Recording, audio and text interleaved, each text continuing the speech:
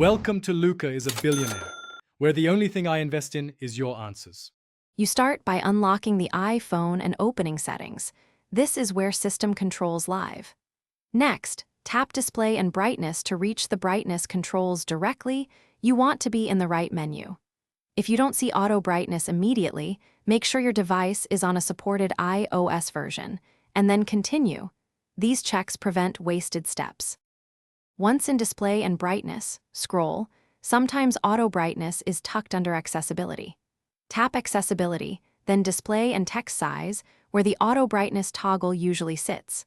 Flip the switch on to let the ambient light sensor adjust screen intensity automatically. This saves battery and improves readability. Make sure to test in dim and bright conditions. Finalize by testing. Change lighting around your phone and watch the screen shift. That confirms success. If it doesn't respond, restart the iPhone first. A simple reboot often restores sensor function. If restarting fails, check for iOS updates and, as a last resort, reset all settings. This preserves data while fixing configuration issues. Remember, don't reset unless necessary because it returns many preferences to defaults. Thanks for watching and please subscribe. It's the best investment you'll ever make.